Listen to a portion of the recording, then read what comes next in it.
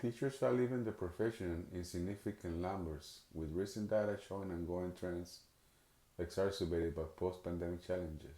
For instance, over 500,000 fewer educators are in U.S. public schools compared to pre-pandemic levels, and 55% of teachers plan to leave sooner than later.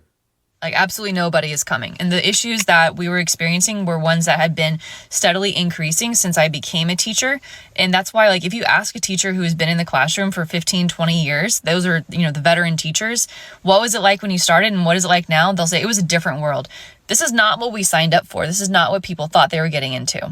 Lack of support from parents, lack of support from admin, student behavior, the implications of testing and that being tied to your job, the student's performance tied to your job performance. I don't want to go into my forever sleep because people brought things to schools and local areas could do nothing about it. Pay is horrendous. I was making $47,000 as a teacher with a master's degree. First day being a teacher, and I'm quitting. It was my first day. I don't want this. I went to school for no reason. I thought, like, I can handle it.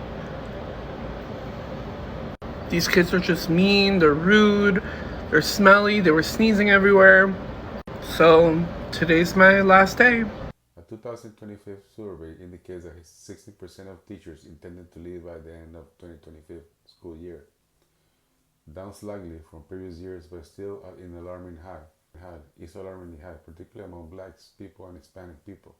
Globally, similar patterns emerge in places like Australia and the UK, where retention issues are tied to systematic problems.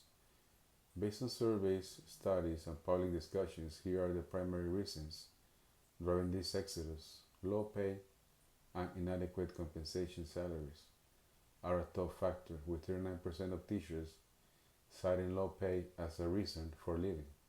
We get paid nothing. We get treated like garbage. We get treated like we're not professionals, even though we are.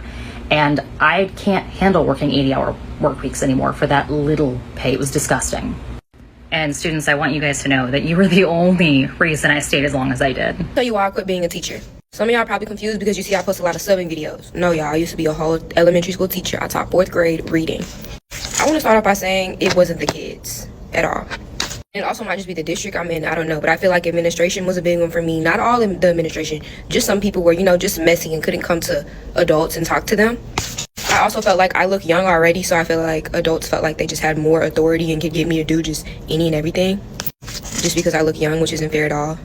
Also micromanagement, just being in the classroom, being a first year teacher, I get that, you're going to have people coming in, checking on you and whatnot.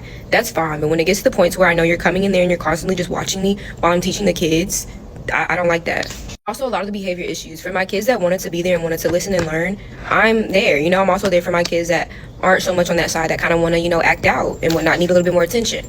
Just know, overall, it's hard to teach a class with a lot of a lot of behavior problems. Even if it's 1 or 2 kids, that can literally change the whole classroom to where they're getting everyone off task and then you can't teach. And the fact that administration comes in and they'll get them and they'll take them out and they'll send them back with candy and all types of things, where I'm just like, okay, it just defeats the purpose because they're thinking, oh, I'm good, this is going to happen every time. Also, how the schedule was, you're supposed to, mind you, it's a whole classroom with like 18 to 20 children at that.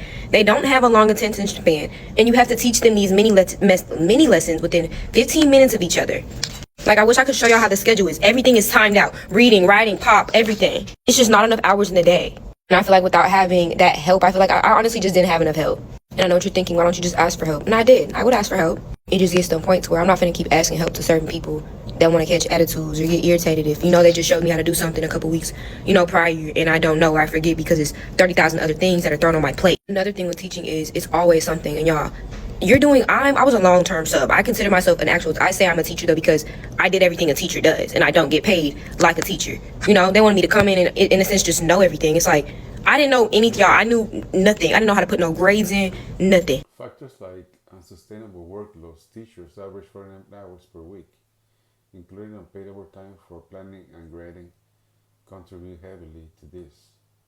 Let me know in your comments what you think. Thank you.